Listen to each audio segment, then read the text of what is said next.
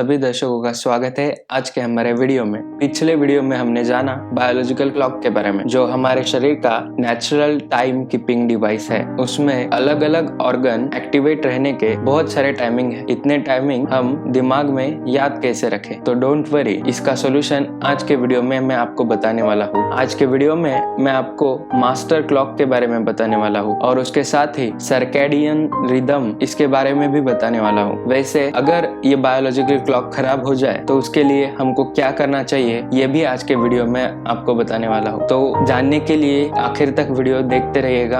अभी तक आपने चैनल को सब्सक्राइब ना किया हो तो सब्सक्राइब कीजिए और नोटिफिकेशन के लिए बेल आइकन दबाइए, ताकि कोई भी हेल्थ रिलेटेड नॉलेज आपसे मिस ना हो पाए। तो दोस्तों, पिछले वीडियो में हमने देखा कि बायोलॉजिकल क्लॉक कैसे अलग अलग समय पर अलग अलग ऑर्गन को एक्टिवेट करता है। तो शरीर को कैसे पता चलता है कि कौन से समय पर कौन सा ऑर्गन एक्टिवेट करना है? तो शरीर के पास है मास्टर क्लॉक। आपका दिमाग ही आपका मास्टर क्लॉक है। दिमाग आपके बॉडी के अदर बायोलॉजिकल क्लॉक्स को मेंटेन रखता है, मगर आपको ये बात जाननी जरूरी है कि वो नेचुरली ऑटोमेटिक चलने वाला क्लॉक है, मगर उस पर भी कुछ चीजों का इफेक्ट पड़ता है। तो इसी के बारे में आगे हम जानेंगे। मास्टर क्लॉक को इफेक्ट करने वाली बातें समझने के लिए हमको जानना होगा सर्कैडियन रिदम के बारे में। डेली साइकिल के हिसाब से आपके शरीर में होने वाले शारीरिक, मानसिक और व्यवहारिक बदलाव को ही सर्कैडियन रिदम कहा जाता है। अगर सिंपल लैंग्वेज में आपको एक्सप्लेन करना हो कि सर्कैडियन रिदम क्या है, तो दिन में हमारा जगना और रात में सोना, ये सब बातें सर्कैडियन रिदम से होती है। ह्यूमन बॉडी जो है वो इसी तरह इवॉल्व हुई है। हम दिन में काम करने के लिए इवॉल्व हुए हैं और रात को सोने के लिए इवॉल्व हुए हैं। सर्कैडियन रिदम ऑर्गेनिज्म के लाइट और डार्कनेस के ऊपर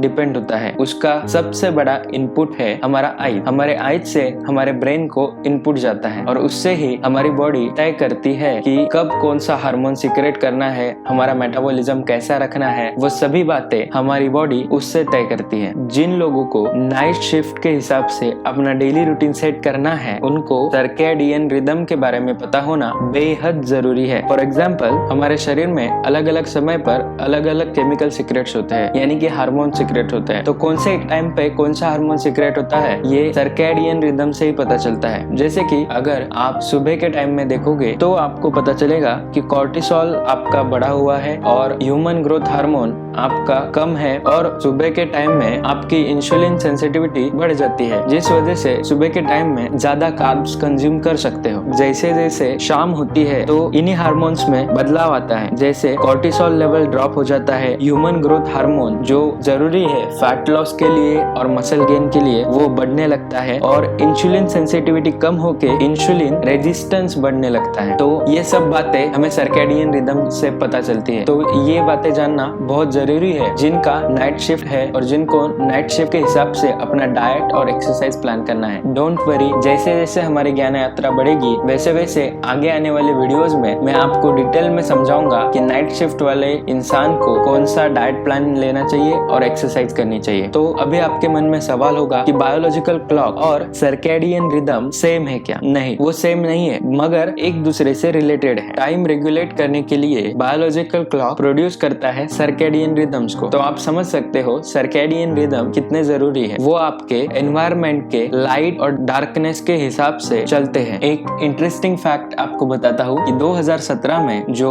फिजियोलॉजी या मेडिसिन में मिलने वाला नोबेल प्राइज है, वो इन 3 साइंटिस्ट को मिला था, क्योंकि उन्होंने डिस्कवरी की थी मॉलिक्यूलर मैकेनिज्म की, जो कंट्रोल करता है सर्कैडियन रिदम को। हमारा जो मास्टर क्लॉक ब्रेन है वो सिंक्रोनाइज होता है हमारे शरीर के बाकी सभी क्लॉक से। इंसानों सहित सभी वर्टिब्रेट एनिमल्स में 20,000 नर्व सेल्स एक स्ट्रक्चर बनाते हैं, जिनको हाइपोथैलेमस से इनपुट मिलता है और हाइपोथैलेमस को डायरेक्टली आइज से इनपुट मिलता है। हमारे शरीर के नेचुरल फैक्टर्स ही सर्कैडियन रिदम बनाते हैं, मगर कुछ एनवायरमेंटल फैक्टर है जो सर्कैडियन रिदम को अफेक्ट करते हैं। अगर कोई सबसे ज्यादा आपके सर्कैडियन रिदम को इन्फ्लुएंस करता है तो वो है आपका डे लाइट और डार्कनेस। तो आपके शरीर को लाइट का जो आइज के जरिए इनपुट मिलता है, उससे ही आपके जीन्स ऑन और ऑफ होते हैं, जो कंट्रोल करते हैं आपके बायोलॉजिकल क्लॉक के मॉलिक्यूलर स्ट्रक्चर को। लाइट या डार्कनेस आपके बायोलॉजिकल क्लॉक को बिगाड़ सकता है, रिसेट कर सकता है, या उसके स्पीड में बदलाव भी कर सकता है।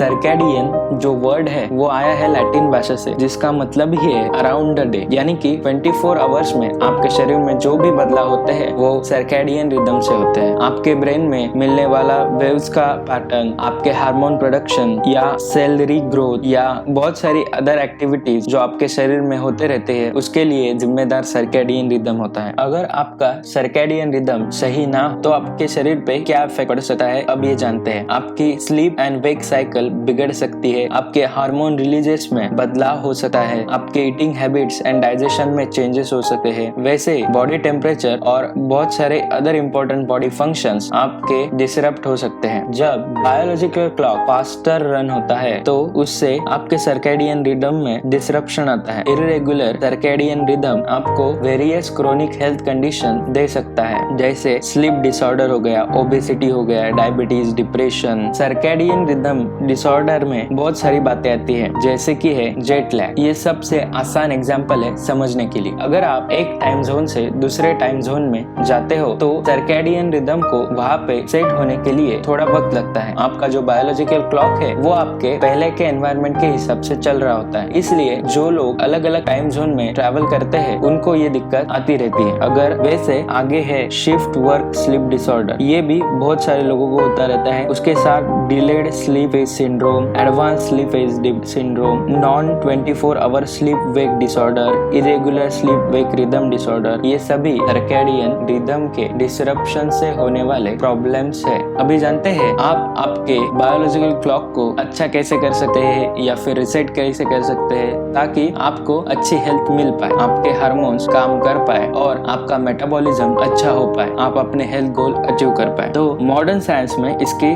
बहुत सारी टेक्निक्स है। भारतीय प्राचीन विज्ञान के अनुसार अगर आपको आपका बायोलॉजिकल क्लॉक रिसेट करना हो तो उसके लिए प्राचीन भारतीय विज्ञान में बताया गया है स्वरोदय विज्ञान। तो स्वरोदय विज्ञान क्या है ये जानने के लिए आपको स्वरों को समझना पड़ेगा। स्वर यानी कि आपकी ब्रीदिंग, आप किस नॉस्ट्रिल से ब्रीथ कर रहे हो, इसके ज्ञान को ही स्वरोदय विज्ञान कहते हैं। कौन से समय पे कौन सी नॉस्ट्रिल आपकी चल रही है, इसकी जानकारी होने को ही स्वरोदय विज्ञान कहते हैं। अगर आपने ये जान लिया तो आप खुद ही ब्रीदिंग टेक्निक यूज करके आपके शरीर को अच्छा बना सकते हैं। आपकी दोनों नॉस्ट्रिल एक साथ चल रही होती है, मगर एक नॉस्ट्रिल का टेम्परेचर थोड़ा ज्यादा होता है और एक नॉस्ट्रिल का थोड़ा कम। फॉर एग्जाम्पल, जब आपको सॉलिड फूड पचाना होता है तो राइट नॉस्ट्रिल ज्यादा चलता है, ज्यादा एक्टिव रहता है, और जब आपको लिक्विड फूड पचाना होता है तो लेफ्ट नॉस्ट्रिल चल रहा होता है। जिन लोगों का बायोलॉजिकल क्लॉक बिगड़ा हुआ है उनके शरीर में ये बदलाव नहीं होते। अभी आप पूछोगे अगर स्वरों को ठीक करना है तो क्या किया जाए। स्वरों को ठीक करने के लिए अलग अलग ब्रीदिंग टेक्निक होती है। इसके लिए ही प्राचीन भारतीय विज्ञान में प्राणायाम बताया गया है। प्राणायाम से आप आपके स्वरों को ठीक कर सकते हैं। ऑर्गन एक्टिव रहता है तब आप उसके रिलेटेड अगर वर्क करते हो तो इससे होता ये है कि उस ऑर्गन को बाद में ज्यादा मेहनत नहीं करनी पड़ती, इससे उसका लाइफ भी बढ़ता है। और जब आपके सभी ऑर्गन का धीरे धीरे लाइफ बढ़ेगा तो डेफिनेटली आपके शरीर का भी लाइफ बढ़ेगा। तो अगर स्वस्थ, सुखी और लंबा जीवन चाहिए तो हमें हमारे शरीर को नेचर के हिसाब से ही सिंक्रोनाइज करना पड़ेगा। जैसे सूरज उगता है ढलता है, चंद्रमा उगता है ढलता है, उसी के हिसाब से आपको आपके डेली रूटीन को सेट करना है। सर्कैडियन रिदम और बायोलॉजिकल क्लॉक ये कंसेप्ट आज की कंसेप्ट नहीं है, ये बहुत पुरानी कंसेप्ट है। इसलिए पुराने समय में लोग सुबह जल्दी उठते थे और रात को जल्दी सो जाते थे। पर मुझे पता है 21st सेंचुरी में ये पॉसिबल नहीं है, क्योंकि बहुत सारे लोगों को नाइट शिफ्ट रहती है। इसलिए सर्कैडियन रिदम जानना बहुत जरूरी है। आपको अगर अच्छा स्वास्थ्य और लंबा जीवन चाहिए तो आपको आपके बायोलॉजिकल क्लॉक को अच्छा रखना पड़ेगा। अगले वीडियो में जानेंगे प्राचीन भारतीय विज्ञान के हिसाब से आपकी दिनचर्या क्या होनी चाहिए। तो देखते रहिएगा। वीडियो को लाइक कीजिए, चैनल को सब्सक्राइब कीजिए और ज्यादा से ज्यादा शेयर कीजिए ताकि लोगों में हेल्थ रिलेटेड अवेयरनेस फैल सके और उन्हें हेल्थ रिलेटेड नॉलेज मिलता रहे। Thank you for watching.